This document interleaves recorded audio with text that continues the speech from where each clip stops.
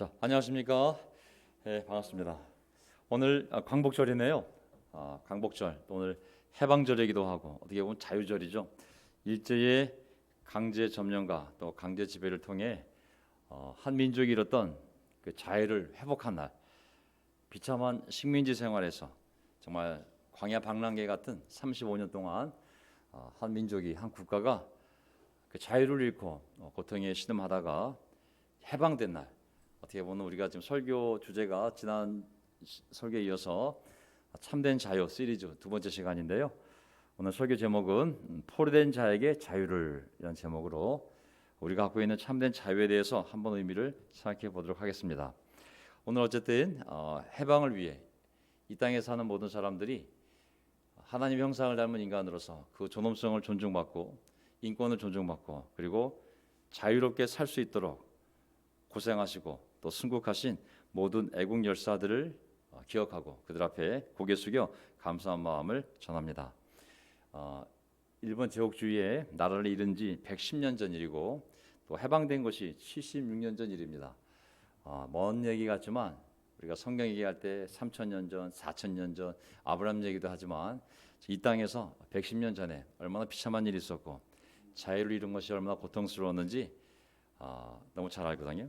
네, 해방된 지 이제 76년, 45년도 해방됐으니까 이 자유를 소중히 여기고 정말 그런 부강한 나라를 정말 세워야겠습니다.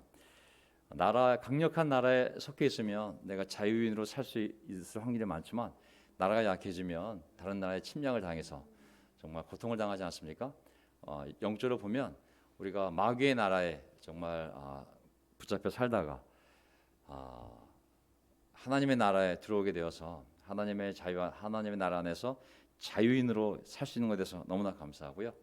정말 오늘 성경 말씀을 통해서 이 자유의 의미를 다시 한번 확신하며 또 어떻게 살아야 될지를 생각하는 각자의 시간이 되었으면 참 좋겠습니다.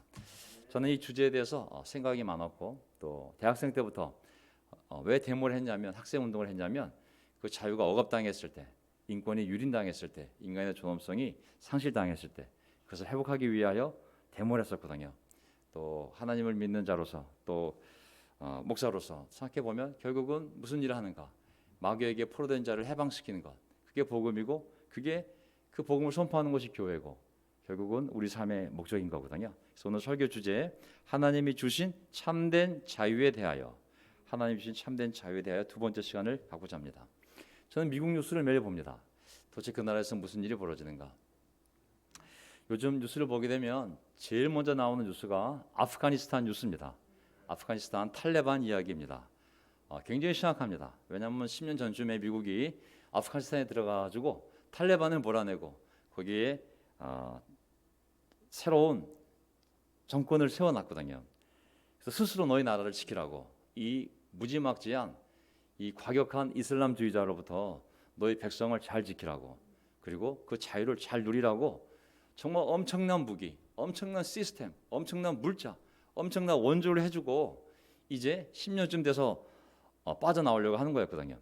근데 너무 놀라운 것은 그 결정을 내리자마자 그 나라로부터 미국이 빠져나오겠다고 결정한 날부터 탈레반이 엄청난 용기를 내서 막 도시들 점령해 나가는데 미국 사람들이 빠져나오겠다는 속도보다 더 빠르게 탈레반이 힘을 내서 도시들을 점령해 나가고 있어요.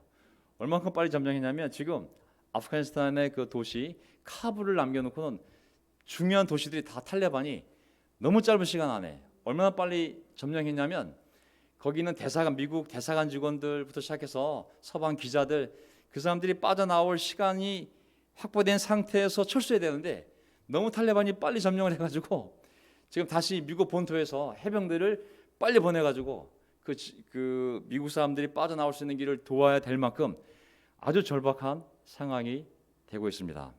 전 이걸 보면서 그 많은 미국 사람들이 10년 동안 그 자유로운 삶을 위해서 얼마나 많은 수고를 했는데 그것을 지키지 못하고 너무 빠른 시간 안에 그 이슬람 과격주의자들 그들은 여자를 인정 안 하거든요. 여자아이들 인정 안 하거든요. 거기엔 자유도 없고 교육도 없고 인권도 없고 엄청난 강간과 강제결혼, 폭압, 폭정, 여자 교육 금지, 정말 생지옥이 바로 탈레반이 인도하는 나라였거든요. 그거를 회복시켜 줬는데 그를 다시 잃어가는 그 모습을 보면서 야, 우리도 하나의 준 자유를 정신을 차리고 싸워서 지키지 않으면 이 영적인 자유로운 삶을 다시 잃어버리고 죄의 포로와 세상의 욕망의 포로에 빠져서 엉뚱한 데서 에너지를 쓰고 엉뚱한 데서 열심히 살면서 영적인 힘을 잃어간다면 야, 정말 내가 아프가니스탄과 뭐가 다를 바가 있을까라는 생각이 정신이 번쩍 드는 일들이 지금 벌어지고 있는 것 같습니다. 자, 요점이 뭐냐면요. 오늘 세 개 요점이 있는데요. 사람이 참된 자유를 그 욕종으로부터 죄로부터 죽음으로부터 자유로워질 수 있는 유일한 길은 오직 하나님의 아들만이 할 수 있습니다. 그래서 아들이 너희를 자유롭게 할 것이다. 예수님이 요한복음 8장에서 직접 하신 말씀이거든요. 두 번째는 다시는 종의 멍에를 매지 말라. 성경은 반복해서 하나님의 아들이 십자가에 달려 죽기까지 너희를 사랑해서 이제 죄값을 치르고 모든 이 죄와 사망과 욕정의 죄로부터 이 법칙으로부터 너희를 해방시켜 주었으니 이제 다시는 종의 멍에를 매지 말라고 그러거든요. 저는 절대로 다시 종의 멍에를 매지 말아야겠습니다. 이 노예의 죄의 종의 멍에를 매지 말아야겠습니다. 세 번째는 이제 하나님이 준 자유를 가지고 역설적으로 하나님의 종으로 살아가라고 그러거든요. 하나님의 종으로 살지 않으면 100% 죄의 종으로 가게 되었습니다. 사람들은 나 해방됐어, 난 죄의 종이 아니야. 근데 그 상태에서 하나님의 종으로 열심히 살지 않으면 이미 죄의 종으로 살아가고 있는지도 모릅니다. 그래서 오늘 세 번째 포인트, 하나님의 종으로 살아가십시오. 그렇지 않으면 하나님이 준 자유마저 다 잊어버리고 다시 탈레반이 지배하는 아프가니스탄에 있는 것처럼 우리 삶에 성령 충만한 놀라운 믿음의 삶이 아니라 어느덧 세상처럼 살아가는 자기 자신의 모습을 발견하게 되거든요. 자, 이사야서 61장을 보게 되면 제가 레위기 25장에서 데로르라는 단어를 히브리 단어를 말씀드리면서 그 자유하게 하다, 그 자유라는 그 단어 안에 정말 해방과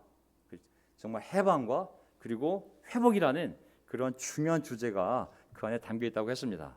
이제 가나안 땅 들어가기 전에 하나님께서 모세를 통해 너희는 이제 가나안 땅 들어가게 되면 내 백성으로서 반드시 모든 사람이 자유롭게 살 수 있도록 하나님이 준 것을 다 누리며 서로 존중하며 살 수 있도록 주빌리 희년을 선포하라고 그랬어요. 근데 그 선포하라는 그 말씀이 떨어진 천년이 지난 다음에 이사야라는 예언자가 왔을 때 그때 하나님의 그 자유의 메시지가 선포되지 않았고 그리고 회복되지 않았어요. 그러자 이제 이사야라는 예언자가 이 레위기 25장 이 벌어졌던 그 날로부터 그때부터 한 1000년 뒤에 이 이사야 예언자가 이런 예언을 한 거죠. 이사야 61장 1절 볼까요? 이 예언을 한 겁니다. 이제 레위기 25장이 나와 있는 그 주빌리 희년을 선포하고 회복시키라는 메시지 이후에 1000년이 지난 다음에 당연히 그것이 회복이 되지 않았겠죠. 다시 예언자가 이 예언을 하게 됩니다. 주님께서 나에게 기름을 부으시니 주 하나님의 영이 나에게 임하셨다. 자, 어떤 일이 일어날 거라고 이제 미리 예언을 한 겁니다. 주님께서 나를 보내셔서 가난한 사람들에게 기쁜 소식을 전하고, 여기서 가난이라는 단어는 고통당한이라는 뜻이거든요. 그 히브리 단어 뜻이 고통당하는 사람들에게 기쁜 소식을 전하고, 경제적인 가난함을 얘기하는 것이 아닙니다. 두 번째, 상한 마음을 싸매어주고, 상한이라는 뜻은 완전히 깨진, 여기 아파요, 여기 좀 힘들어요가 아니라 완전히 부서진 마음을 얘기하는 거거든요. 그런 마음을 싸매어주고, 그리고 포로된 자에게 자유를 선포하고, 여기서 포로가 된 자는 것은 정말 완전히 전쟁에게 져서 무지막지한 적에게 끌려가서 완전히 정말 감금된 적에게 끌려간 포로를 얘기하는 거예요. 얼마나 절박하겠어요. 그런 자에게 자유, 데로를 선포하고, 그리고 결박된 사람에게 풀어짐을 선언하고, 결박됐다는 것은 뭐냐면 어디에 갇혀진, 어디 묶인,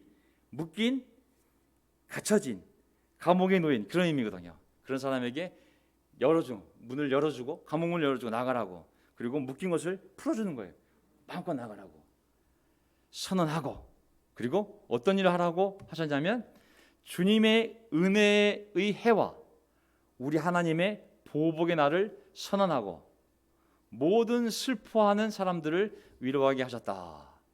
여기서 보면은 슬퍼하는데 왜 슬퍼하냐면 뭐가 없어서 힘들어서가 아니라 죽음 때문에, 재난 때문에 오는 이런 고통스러운 슬픔을 얘기하는 거거든요. 그런 사람들을 위로하게 하셨는데 그 전에 뭐예요? 주님의 은혜의 해를 그리고 하나님의 보복의 날을 선언하라고. 은혜는 기간이 몇 년, 얼마예요? 1년이 1년, 그렇죠? 하나님의 보복은 한 날에 날, 하나님의 심판은 하루에 다 이루어집니다. 하지만 주님의 은혜는 긴 시간 동안 그 은혜를 사람들이 받을 수 있도록 전해야 되고 설득해야 되고 이해시켜야 되고 인내해야 되기 때문에 그것이 해로 대조가 된 것 같습니다. 자, 저는 구약에서 가장 중요한 예수님에 대한 메시아 예언이 있지 않습니까?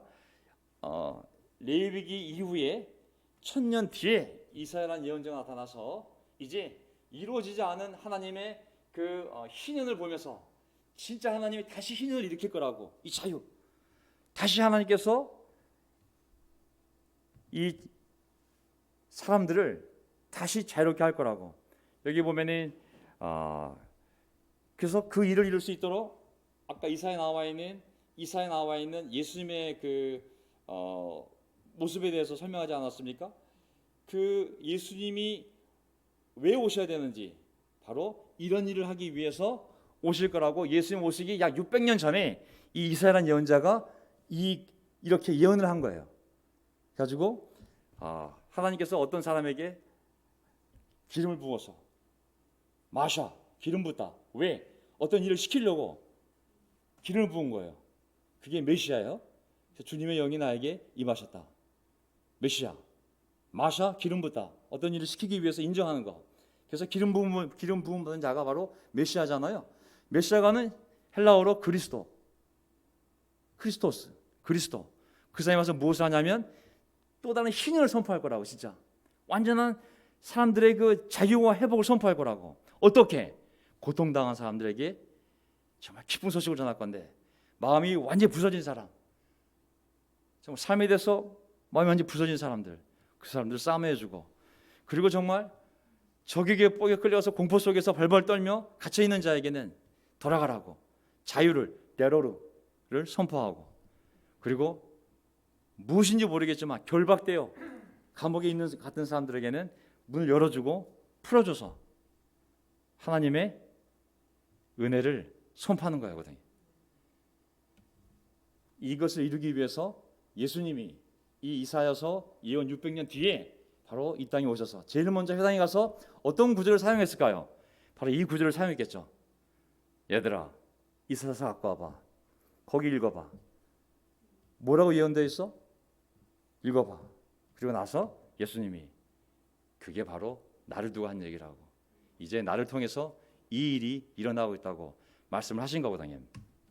자, 이제 여기 보게 되면 데로르라는 그 히브리 단어, 자유하게 하다, 해방시키다라는 그 단어가 이제 당연히 그 히브리어니까 나중에 신약 성경에 와서 당연히 그 구약 말씀이 이쪽으로 그 헬라어로 번역되었을 때 한 단어가 쓰이지 않겠습니까? 그게 바로 엘류테로라는 단어거든요. 그래서 자유롭게 하다, 해방시키다. 그 다음에 명사는 엘류테리아, 해용사는 엘류테로스. 그래서 이 단어들이 계속 사용이 되거든요. 이 단어들을 다 시작성에 찾아보면, 제가 찾아봤거든요. 왜냐하면 헬라 사전이 있기 때문에 또 찾아보면 그것이 이제 어떻게 예수님을 통하여 이루어지는지 그 과정을 우리가 다 확인해 볼 수가 있습니다. 자, 이제 신약에서 한번 보도록 하겠습니다. 자, 자유와 성숙한 그리스도인. 저는 이 설교를 준비하면서 우리가 갖고 있는 자유를 잘 알고 있자고. 그래서 이 자유를 사용해서 우리가 각자가 성숙한 그리스도인이 되기를 바라는 심정으로 이 설교를 준비했습니다. 아멘. 그냥 너무 뻔한 설교. 야, 너에게 자유가 있어. 자유를 가지고 이제 하나님 위해서 살아야 돼.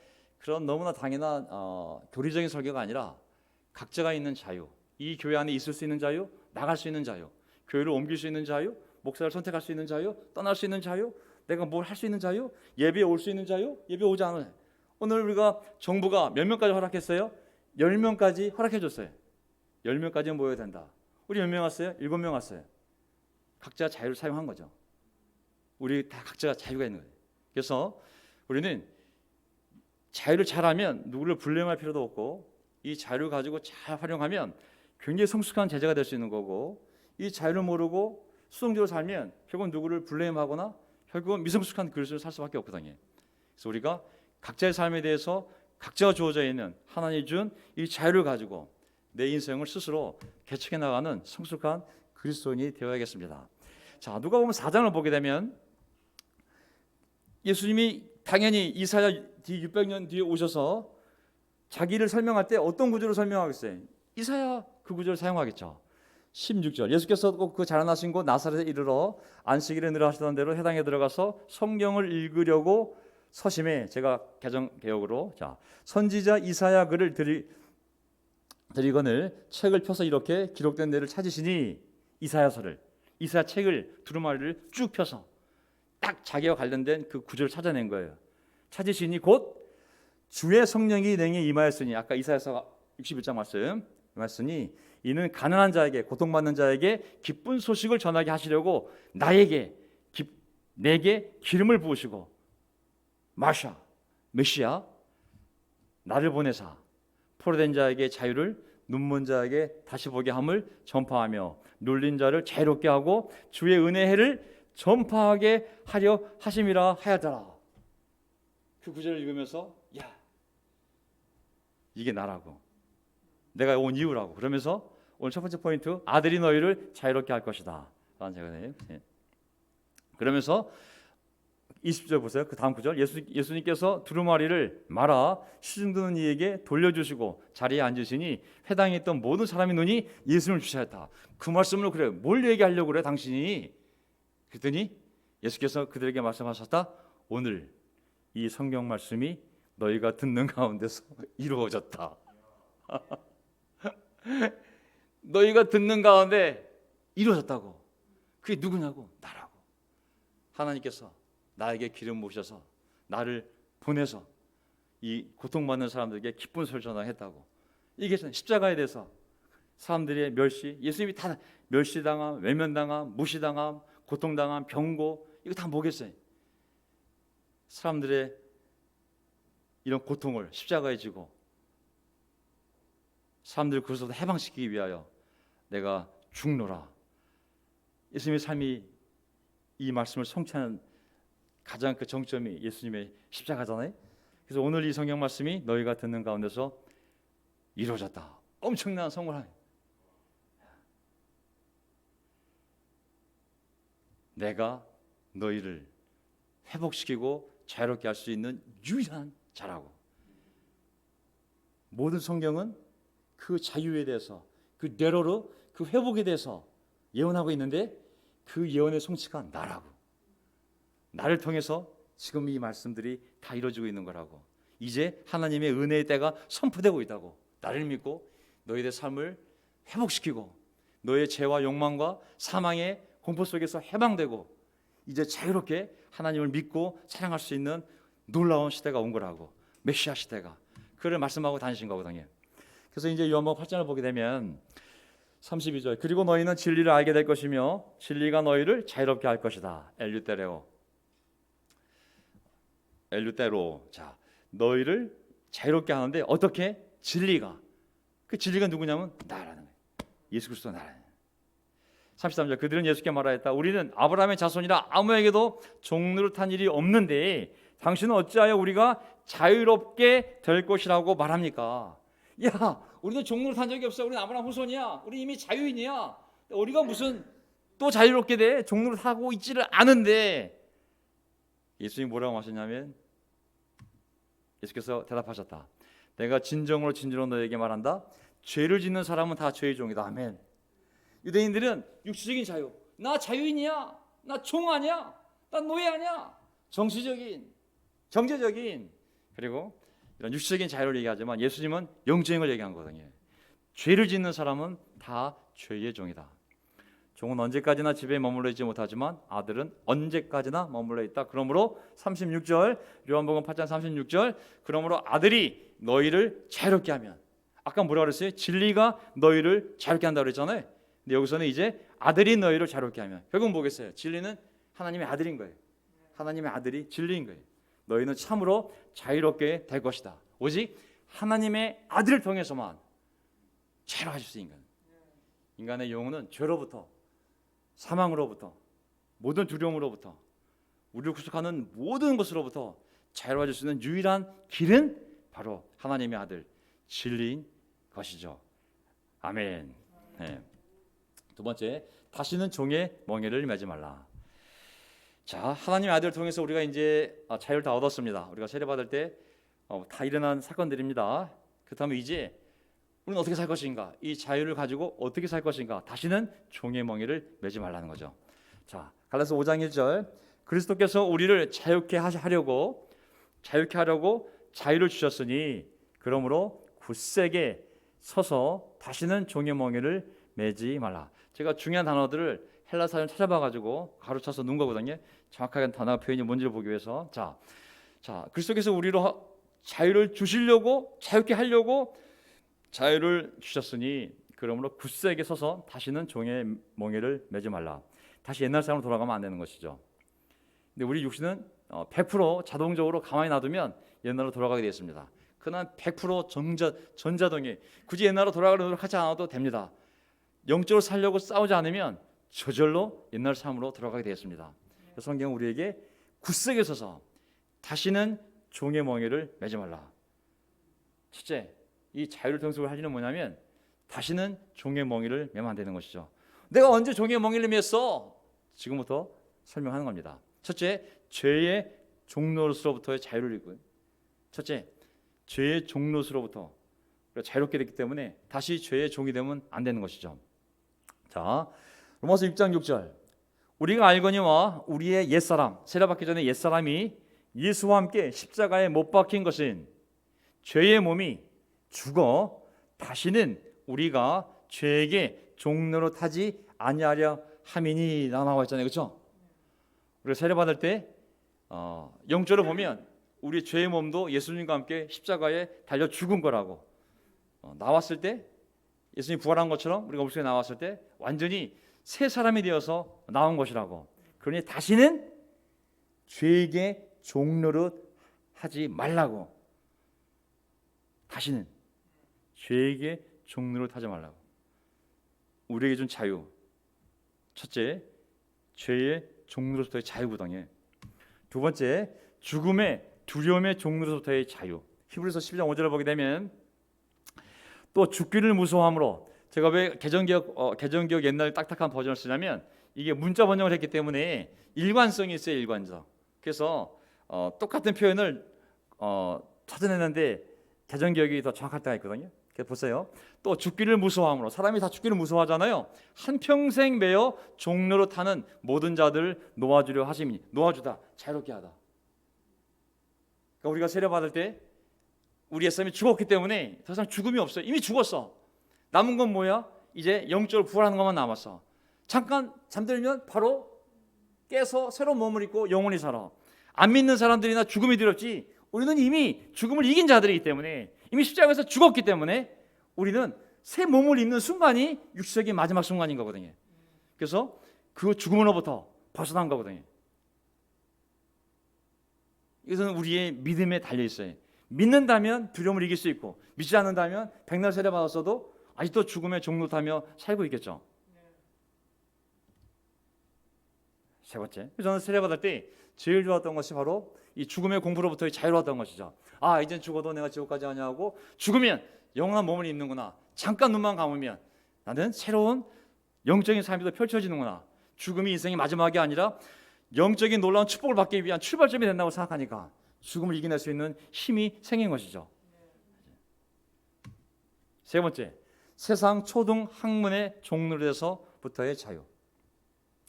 자, 왜냐하면 이 갈라디아서 4장 3절 보세요. 이와 같이 우리도 어렸을 때에 이 세상의 초등 학문 아래에 있어서 종로로 타였더니, 저는 우리도 하나님을 알기 전에, 진정한 자유를 알기 전에 우리가 알았던 뭐 사회 지식들, 여기 우리의 전통, 문화 관습, 사서 학문들, 또 유대인들은 그 기존의 유대교 전통들이 종로로 했던 삶으로 표현하고 있거든요. 그래서 완전 초등학문, 정말 초등학교 수준의 학문이라고. 하나님의 진리에 비하면 그런 시스템들, 지식들은 완전 초등학문 수준이라고. 뭐 소크라테스가, 아리스토텔레스가, 플라톤이 뭘 얘기했든지 간에 그것은 하나님의 진리에 비춰보면 초등학문에 불과한 것이죠. 세상의 모든 학문들이 하나님의 진리에 비치면 초등학문인 것이죠. 우리의 유교 전통, 문지방을 밟지 마라. 문지방 왜 밟지 말라고 그러겠어요? 하나님 말씀에 문지방 밟지 말라고 나와 있겠어요? 복 나간다고. 그런 미신들이 한두 가지겠습니까? 뭐 발 떨지 마라. 밥 먹을 때 말하지, 밥 먹을 때 말하지 마라. 아이고 뭐 온갖 말씀에도 없는 그 계약들이 너무 많았잖아요. 뭐 사회생활 때 어떻게 해라, 뭘 어떻게 하라. 하지만 진리 아는 순간 완전 자유로워졌잖아요. 너나 그렇게 하세요. 나는 하나님 말씀대로 살 거니까. 얼마나 자유로워졌습니까? 대인관계에서, 삶의 방식에서, 사고방식에서. 남의 눈치를 물론 안 볼 수는 없지만 그래도 당당하게 맞서서 내가 진리라고 믿는 대로 살 수 있는 힘이 생기지 않았습니까? 얼마나 우리 삶이 당당해졌습니까? 그런 유교 전통으로부터, 유교 간습으로부터, 그 집안의 그 문화로부터, 직장 문화로부터. 네 번째, 하나님이 아닌 자들에게 한 종노릇에서 자유로움. 하나님이 아닌 사람들에게서 우리가 종노릇을 했거든요. 하나님처럼 그들을 믿고 따르고 해야만 했거든요. 너희는 자유롭게 됐다고. 갈라디아 4장 8절. 그러니 너희가 그때에는 하나님을 알지 못하여 본질상 하나님이 아닌 자들에게 종노릇하였더니. 하나님 모를 때는 우리가 많은 것을 믿고 그 사람이 정말 하나님인 것처럼 때로는 부처도 믿고 때로는 종교 지도자도 믿고 하여간 하나님이 아닌 것들에게 우리가 종노릇하며 살았지만 이제 참 하나님을 알게 되었으니 완전히 그들로부터 자유로워진 것이죠. 그들이 부모가 되었던 아니면 존경하는 어떤 누가 되었던지 간에 우리가 섬길 자는 하나님이지 우리가 그들에게 종노릇을 할 필요가 없지 않습니까? 저는 시간이 많이 없지만은 재미난 게 뭐냐면 이단들의 특징이 바로 이렇게 하나님이 아닌 자들에게 종노릇하게 한 특징이 있어요. 그리고 그 각 개인의 자유를 억압하는 공통적인 특징이 있어요. 기독교 안에 있는 이단 교회들의 특징을 보게 되면 한마디로 얘기하면 자유의 억압 그리고 하나님이 아닌 것에 종노릇하게 해요. 독재 국가하고 이단 교회들이 비슷한 모습이 갑니다. 북한하고 이단 교회들 비교해 보면은 비슷한 공통점이 있어요. 그게 바로 그 안에 있는 구성체들의 자유의 억압 그리고 하나님이 아닌 것에 종노릇 시키는 것. 김일성이가 거기에는 신이잖아요. 김정은이가 신이고 김정일이 신이었고 사람들을 하나님이 아닌 것에 숭배하게 만들잖아요. 이단들의 특징이 뭐냐면 그 운동에 교조를 숭배하게 만들거든요. 놀라운 인도자님. 그가 목욕한 물도 먹어요. 얻는 데는 신성한 물이라고. 이게 그 사람들의 삶을 그 단체를 위한 그 교조 한 사람의 야망을 위해 사람들을 종노릇하게 만드는 특징들이 있습니다. 어떤 시스템을 만들어 놓고 그리고 그 시스템으로 사람들의 자유를 억압하고 관계를 묶어서 억압하고 사람들이 자유롭지 않도록 나가지도 못하게 만들고 억압하는 특징들이 대부분 이단들의 공통점이거든요. 하나님은 그러신 분이 아닙니다. 아멘. 주님은 영이시니 주님이 있는 곳에 자유가 있다고 그랬거든요. 그래서 저는 이단을 판별해 보라고 하면은 이 기준으로 저는 금방 판별할 수 있는 것 같아요. 자, 5번 죄와 사망의 법에서 자유. 아까 같은 말씀이지만 로마서 8장 2절 그것은 그리스도 예수 안에서 생명을 누리게 하는 성령의 법이. 잘 보세요. 생명의 법이 있고 성령의 법이 있어요. 어디 안에? 그리스도 예수 안에서. 그 법이 당신을 죄와 죽음의 법에서 자유롭게 해주었기 때문입니다. 우리가 예수님을 올바로 믿고 회개하고 죄를 회개하고 세례받지 않았다면 그 사람은 아직도 죄와 죽음의 법에 묶여 있는 거죠. 종노릇하고 있죠. 죽음의 두려움에 종노릇하고 있는 것이죠. 예수님을 믿고 회개하고 세례받지 않았다면 그 사람은 아직까지도 죄와 죽음의 법에서 자유로운 분이 아니라 매여 있는 분이죠. 종노릇하는 분이죠. 하지만 우리가 세례받았을 때 완전히 벗어나게 된 것이죠. 이제는 더 이상 죄와 죽음의 법이 우리를 지배하는 것이 아니라 그리스도 예수 안에서 생명의 법이 그리고 성령의 법이 우리를 지배하기 때문에 우리가 죄로 가지 않고 죽음의 공포 때문에 덜덜 떠는 것이 아니라 이 생명의 복음을 가지고 힘차게 살아갈 수 있는 그러한 놀라운 삶의 변화가 일어난 것이죠. 아멘. 여섯 번째, 인간적인 전통의 속박으로부터의 자유. 아까 했던 본이기도 한데요. 갈라디아서 2장을 보게 되면 약간 다른 의미이기 때문에 제가 이 구절을 굳이 또 썼습니다. 나와 함께 있는 디도는 그리스 사람이지만 할례를 강요받지 않았습니다. 몰래 들어온 거짓 신도들, 유대교 안에서 크리스찬으로 개종한 사람들 중에 거짓 신도들 때문에 할례를 강요받는 일이 있었던 것입니다. 할례를 받아서 모든 율법을 지켜야지만 구원을 받는다는 것이 유대교였다면, 기독교는 이 예수님의 가르침은 그렇게 해서 구원받는 것이 아니라 예수님을 믿는 믿음을 통해서 우리의 죄를 회개하고 그리고 예수님을 믿었을 때 하나님의 은혜로 구원받는다는 것인데, 이 거짓 유대교 교도들이 비록 기독교 안에 들어왔지만 뭘 가르쳤냐면 그것만으로는 안 돼, 예수님 십자가만으로는 안 돼, 믿음만으로는 안 돼, 세례만으로는 안 돼, 할례까지 받고 유대교 교리도 함께 지켜야 돼, 그래야 구원받을 수 있어라고 가르친 것이죠. 그걸 뭐라고 표현했냐면 그들은 우리를 노예로 만들고자 하여 그리스도 예수 안에서 누리는 우리의 자유, 엘유테리아를 엿보려고 몰래 끼어든 거짓 성도들입니다. 저는 교회 안에 어떤 사람들은 하나님 안에서 누리는 이 자유를 통해 우리가 자유롭게 하나님을 섬기는 대신 어떤 시스템을 만들고 어떤 율법을 만들고 그리고 거기에 가두려는 사람들이 있어요. 주로 인도자들이 그런 짓을 하고 다녀요. 왜냐하면 그런 것은 사람을 다루기 쉽고 통제하기 쉽고 모니플레이션 하기 쉽고 자기 종으로 만들기 쉽기 때문에 그런 시스템을 교묘하게 만들어서 그것이 마치 성경에 있는 것처럼 사람들을 그 안에 집어넣어서 거기에 두려움도 넣고 협박도 하면 사람들은 거기에 반쯤 세뇌돼 가지고 그것이 하나님의 말씀인 것처럼 착각하면서 그렇게 종노릇하며 살 수가 있거든요. 그런 전통들을 우리가 잘 분별을 해야 됩니다. 하나님 말씀은 그런 전통들, 그런 형식, 그런 율법의 속박으로부터 우리를 자유롭게 해주는 힘이거든요. 그래서 우리가 말씀을 잘 알고 이런 것들을 잘 분별해서 그런 것에 우리가 종노릇하거나 얽매여 있을 필요가 없는 것이죠. 굴복할 필요가 없습니다. 아멘. 복음 진리 안에서 당당하게 자유롭게 살아가면 되는 것이죠. 그래서 고린도서 3장 17절 주는 영이시니 주의 영이 계신 곳에는 자유함이 있느니라, 이 말씀이잖아요. 우리가 복음을 통해 진리를 알게 되면 어떤 분별력이 생기잖아요. 때로는 우리 자신 안에도 내가 옛날에 경험했던 과거의 어떤 상처, 어떤 잘못, 어떤 이런 경험들로부터 자유롭지 못하게 하는 어떤 것이 있어요. 그때 정확한 말씀을 통해서 그것을 떼어낼 수 있는 객관적인 힘이 생기거든요. 거기에 내가 사로잡히지 않도록. 어떤 사람은 너무 과거에 사로잡히면, 과거의 상처, 과거의 경험에 사로잡히면 앞으로 못 나가요.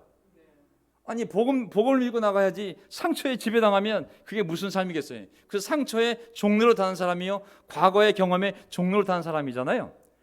하지만 우리는 계속 성령 역사 가운데 하나님 주는 지혜를 통해 어떤 것이 잘못된 것인가를 깨닫고 그것을 버리고, 비록 상처가 있지만 계속 진리를 향하여 나아갈 수 있는 용기를 하나님이 주시거든요. 거기서 우리가 자유함을 얻어야 되겠습니다. 아멘. 네. 세 번째 포인트, 결론. 하나님의 종으로 사십시오. 결국은 하나님의 종으로 이런 것들로부터 이제 우리가 자유로워졌으니 이제 남은 인생은 정말 하나님의 종으로 살아가야 됩니다. 아멘. 어떤 교회 교파, 뭐 장로교회의 종, 감리교회의 종, 뭐 MCOC의 종, ICOC의 종, 그런 어떤 뭐 조직이나 운동이나 교파 교단의 종이 아니라 하나님의 종으로 살아가기를 바랍니다. 아멘. 저도 이런 확신을 가지고 살아가고 있습니다. 로마서 6장 17절. 그러나 하나님께 감사하는 것은 여러분이 전에는 죄의 종이었으나 죄에게 종노릇하였으나 이제 여러분은 전에 받은 교훈의 본에 마음으로부터 순종함으로써, 하나님의 복음에, 하나님 말씀에 마음으로부터 순종함으로써 18절 죄에서 자유롭게 되어 엘유테로인데 잘못했습니다. 죄에서 자유롭게 되어 의의 종이 된 것입니다. 이제 우리는 죄의 종에서 자유롭게 되어서 그냥 나는 이제 아무에게도 종이 아니야가 아니라 의의 종이 되었다는 거예요. 죄의 종에서 벗어나서 나 이제 자유로워, 나는 누구에게도 종이 될 수 없어, 나는 나야, 나는 영원히 나 혼자 자유롭게 살 거야가 아니라 의의 종이 된 것이라고. 의의 종이 되지 않으면 100% 죄의 종으로 다시 돌아가게 되어 있습니다. 자유로워진 목적은 얘기했잖아요. 하나님의 가족에게 다시 가족으로 돌아가라고. 하나님이 준 것을 다시 회복시켜 주는 거잖아요. 종된 삶에서 회복시켜 주고, 그리고 잃어버렸던 것을 다 회복시켜 준 거예요. 그건 누가 준 거예요? 전부 다 하나님이 주신 거거든요. 하나님이 준 것을 다시 회복해서 하나님의 영광을 위해 살 수 있도록 하나님이 쉬는 제도도 만들었고 이 자유를 선포하게 하신 거거든요. 그러니 우리는 다시 이 자유가 주어졌다면 하나님의 의의 종으로서 살아가는 것이 마땅한 것이죠. 6장 22절, 이제 여러분은 죄에서 자유롭게 되었고 하나님의 종이 되어서 거룩함에 이르는 삶의 열매를 맺고 있습니다. 그 마지막은 영원한 생명입니다. 잘 보세요. 어떻게 영원한 생명을 얻게 되냐면 세례 받았기 때문에가 아니라 세례 받은 것은 그냥 출발점, 세례 받을 때 내 믿음으로 하나님의 은혜로 구원 받았다는 거잖아요. 그렇다면 어떻게 우리가 영원한 생명에 도달할 수 있냐면 거꾸로 올라가 보세요. 영원한 생명은 거룩함에 이르는 삶의 열매를 맺으면서 가는 거예요. 그냥 점프해 가는 것이 아니라 거룩함에 이르는 삶의 열매를 맺다 보면 어느 순간 영원한 생명에 도달하지 않겠습니까? 근데 어떻게 거룩함에 이르는 삶의 열매를 맺냐면 하나님의 종이 되어야 되는 거예요. 하나님의 종이 되려면 어떻게 해야 됩니까? 죄에서 자유로워져야 되는 거거든요. 그래서 아까 의의 종이라고 하죠. 의의 종? 이제 하나님의 종. 의의 종은 하나님의 종을 얘기하는 거구나. 우리가 세례받고 자유롭게 되었다면 이제 의의 종이 되어야 되고, 그리고 하나님의 종이 되어야만 되는 것이죠. 저는 누구에게도 종이 아니에요. 이제 정말 자유인이에요. 그것은 이미 옛날 종으로, 죄의 종으로 가고 있는 중이란 것과 똑같은 것이, 하나님을 섬기지 않으면 죄를 섬기게 되어 있습니다.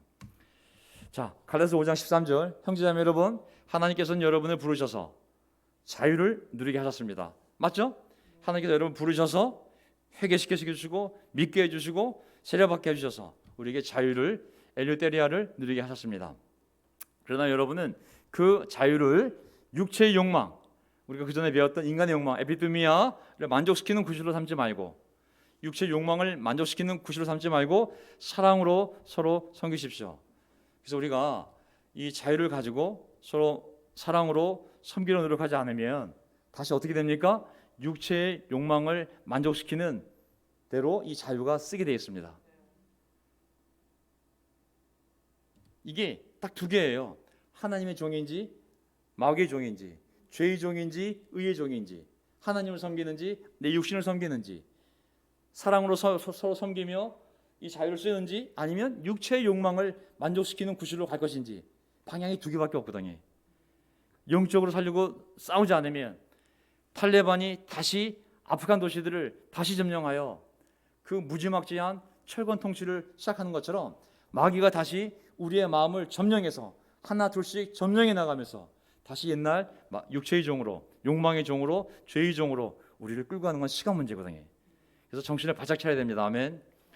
그래서 이 기독교 삶을 성경을 날마다 보는 것, 그리고 또 형제자매들과 서로 교제하며 영적으로 사는 것. 저도 어저께 하루를 생각해 보면 토요일이지만 전 아침에 택규 형제 부부가 와서 같이 교제하면서 한 4시간 동안 같이 산을 오르면서 많은 얘기를 나눴고, 또 낮에는 백동갑 양나연 부부랑 같이 통화하면서 또 같이 교제를 나눴고, 또 저녁에는 박자 형제가 와서 함께 또 자전거 타면서 한 4-5시간 동안 또 같이 기도도 같이 마음도 나누고 식사도 하고 또 교제도 나누고, 뭔가 하여간 계속 영적으로 살려 노력하지 않으면 그 남은 자유 시간을 가지고 육체의 욕망을 만족시키는 구실로 갈 수밖에 없거든요.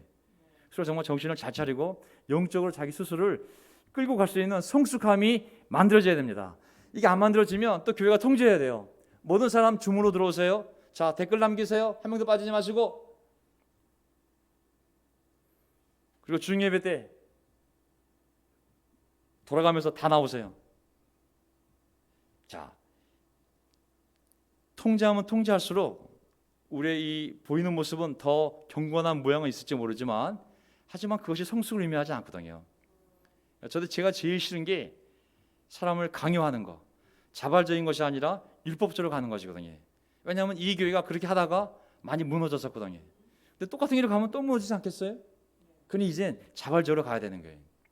정부의 시책 안에서, 각자의 양심 안에서 우리가 예배를 참석하고, 그리고 서로 잘 혼자 있는 시간 성경을 연구하든 뭐 영적이 되기 위해서 각자 노력하고. 마지막 구절인가요? 베드로전서 2장 16절. 여러분은 자유인으로 사십시오.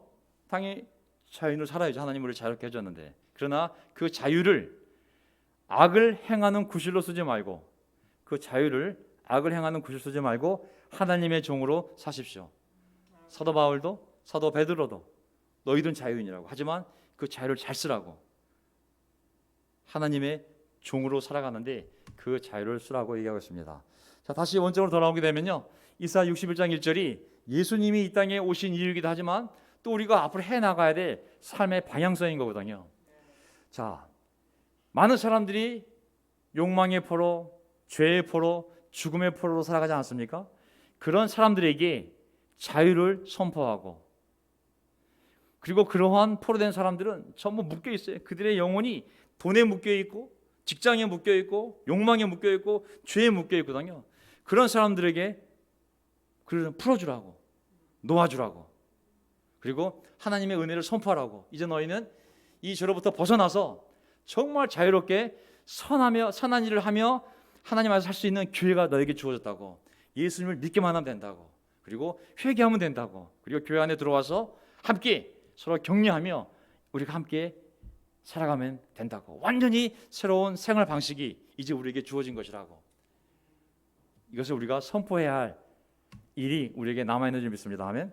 그래서 자유란 단어가 원래 그 뜻이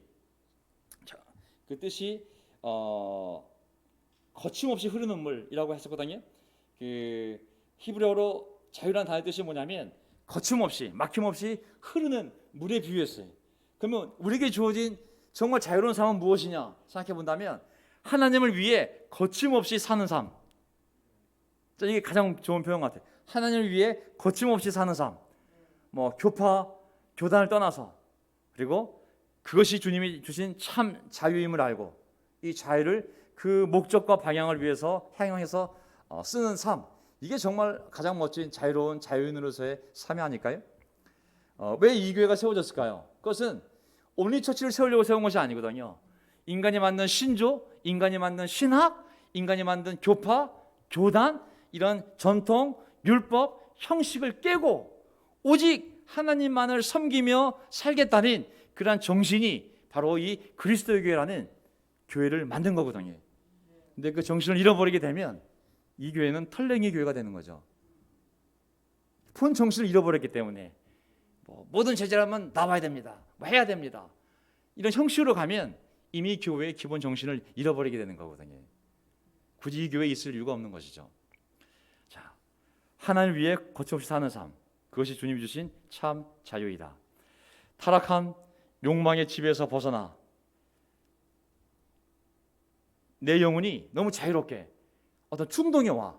근데 어떤 충동이냐면 내가 선한 일을 해야지. 어떤 충동이 와. 하나님 말씀을 공부해야지. 어떤 충동이 딱 일어나. 욕망이 일어나. 그 욕망이 내가 예배에 가야지. 어떤 충동 욕망이 딱 일어나. 그 욕망이 뭐냐면 내가 나가서 기도하고 올까? 뭔가 이렇게 계속 영적인 것으로 충동이 일어나는 삶이 있잖아요. 그 충동을 억제하는 것이 아니라 그 충동을 따라 사는 삶이 정말 자유로운 삶인 것이죠. 아멘. 옛날에 종료된 삶은 죄를 지으라고 충동이 와요. 이 충동과 맨날 싸우다가 내가 어쩔 수 없이 또 져서 또 죄를 지고 후회하는 삶. 이것은 죄의 종로로 사는 삶이요. 내가 세례받고 성령이 나를 인도한다면 충동이 오는데 그 충동은 죄로 가는 충동이 아니라 하나님을 영광스럽게 하기 위하여 성령께서 나를 몰고 가는 힘이라면 나는 그 힘을 막지 않고 그 힘이 흘러갈 수 있도록 자유롭게 내버려 둠으로 말미암아 그 방향으로 하나님께 나아가는 삶. 이것이 바로 거침없이 하나님을 살아가는 참된 자유로운 인생이라고 믿습니다. 아멘. 마지막 구절. 이 자유를 주기 위하여 예수님이 어떻게 오셨는지를 생각해보고 우리 역시 이 대가를 치르고 얻은 자유이기 때문에 소중히 여기고 우리도 이런 태도를 닮아서 살아간다면 저는 놀라운 삶의 열매들이 하나님께서 우리에게 허락하실 거라 믿습니다. 마가복음 10장 45절. 인자는 하나님의 아들은 섬김을 받으러 온 것이 아니라 섬기러 왔으며 많은 사람을 구원하기 위하여 치를 몸값으로 자기 목숨을 내주러 왔다. 결국은 예수님의 이 자유로운 자기의 결정에 의해서 이 말씀대로 이 땅에 오셨고, 그리고 그가 십자가에 달려 죽으심을 말미암아 우리에게 자유가 주었음을 생각하고, 그래서 이 자유가 어디서 왔는지 저절로 주어진 것이 아니라 어떤 교파나 교단이나 운동이 준 것이 아니라 하나님의 아들이 죽으심을 말미암아 나에게 온 것이지, 어떤 훌륭한 목사가, 훌륭한 장로가, 훌륭한 한 교회가 우리에게 준 자유가 아니라 오직 하나님의 아들이 십자가에 달려 죽음으로 말미암아 우리에게 주어진 이 자유이기 때문에 이 자유를 소중히 여기고 우리를 위해 죽은 그분을 위해 우리가 살아가야겠습니다. 아멘. 자, 오늘 설교 제목 포로된 자에게 자유를, 설교 주제 하나님 주신 참된 자유에 대하여 다시 생각해보는 시간을 가졌습니다. 요점, 오직 그 자유는, 우리 영혼의 자유는, 진정한 참된 자유는 하나님의 아들을 통해서만 우리가 얻을 수 있다는 것. 어떤 철학으로도, 어떤 경제로도, 어떤 사람으로도, 조직으로도, 여행으로도, 먹는 거로도 얻을 수 없는 것이죠. 두 번째, 이 자유를 경험한 사람이라면 다시는 종의 멍에를, 전통이 되었던 아니면 무엇이 되었던, 사람이 되었던 무엇이 되었던 다시는 종의 멍에를 매지 말아야 되는 것이죠. 그리고 이제 우리가 살아갈 방식은 하나밖에 없습니다. 그것은 오직 하나님의 종으로 살아가는 것이죠. 그 결정이 우리 마음속에 이루어지는 시간이 되기를 바라면서 제가 설교를 마치고 마지막 기도하고 마지막 찬송하고 그리고 마치도록 하겠습니다. 아버지 하나님, 감사합니다. 제가 세상을 잘 몰랐을 때, 또 하나님을 잘 알지 못했을 때 돌을 던지며 사람들을 자유롭게 하는 것이 가장 의로운 일이라고 생각하던 시절이 있었습니다. 대학생 때 아버지 하나님, 얼마나 많은 돌을 던졌는지요. 얼마나 많은 험한 말을 하며 정말 정치하는 사람들을 비난하며 정말 그 정권을, 독재 정권을 무너뜨리는 것이야말로 내 인생의 목적이요, 그것만이 참된 진리라고 생각을 한 적이 있었습니다. 하지만 아버지 하나님, 그들이 정권을 잡았을 때, 그렇게 진리를 외쳤던 그 자들이 정권을 잡았을 때 그 정권도 부패하였고, 그 놀라운 양심을 가졌던 학생 운동권 하던 사람들이 정치인이 되었을 때 그들이 바로 오늘날의 정치인이 되었습니다. 아버지 하나님, 대학교 간판에 걸려있는 진리가 참된 진리가 아니라 오직 예수 그리스도만이 참된 진리임을 믿습니다. 오직 이 성경 말씀이 참된 진리임을 믿습니다. 하나님, 이 진리대로 살 수 있는 자유를 주셨으니 우리가 이 자유를 거침없이 사용하여 하나님을 영광스럽게 하는데 우리 삶이 사용되어지기를 간절히 바랍니다. 그 더러운 음란의 종이 아니여, 그 더러운 술 취함의 종이 아니여, 그 더러운 꼴초의 종이 아니여, 그 더러운 미움의 종이 아니여, 정말 이 세상을 창조하신 하나님, 하나님이 쓸 수 있는 그 놀라운 의의 종이 되기를 간절히 바랍니다. 아버지 하나님, 저희를 사용해 주십시오. 얼마나 이 세상에 정말 고통당하는 자, 또 정말 슬픔 가운데 정말 감옥에 갇힌 것처럼 자기 삶을 어떻게 할 수 없는 너무나 많은 사람들이 갈 길을 잃고 진리를 모르고 정말 미움 속에서 정말 절망 속에 살아가는지 모르겠습니다. 아이부터 시작하여 정말 죽음을 앞둔 어른까지 하나님을 알지 못하는 자, 하나님 나라에 들어오지 않은 자들은 얼마나 두려움과 불안함과 그 고통 속에서 지옥을 향하여 뚜벅뚜벅, 그 지옥이 얼마나 무서운지도 모르고 불타는 지옥, 구더기 한 마리조차도 타 죽지 않는 그 영원한 불지옥으로 걸어간지도 모르고, 지금까지도 내일 죽을 사람이 오늘 먹을 것, 입을 것, 마실 것, 돈을 탐욕하면서 죽어간지 모르겠습니다. 하나님, 먼저 자유로워진 자들로서 그들을 그 불구덩이에서 끄집어낼 수 있도록 저에게 복음을 선포할 수 있는 용기를 주시기를 간절히 바랍니다. 우리 운동의 숫자를 늘리는 것이 아니요, 경쟁하기 위한 전도가 아니요, 그들을 너무 불쌍히 여기는 하나님의 마음을 저희가 이해하기에 우리가 하나님의 마음으로 그 복음을 전할 수 있는 그런 자들이 되기를 간절히 바랍니다. 우리가 먼저 눈을 떠서 코로나가 아니라 먹고 사는 문제는 하나님이 해결하신다고 하셨사오니 우리가 정말 영적으로 우리 자신을 바라보고 영적으로 사람들을 바라보면서 정말 예수님의 마음에 100분의 1이라도 정말 우리가 그 마음을 이해해서 사람들에게 용기를 내서 복음을 전하고 그들을 위해 기도할 수 있는 그런 마음을 갖게 되기를 간절히 바랍니다.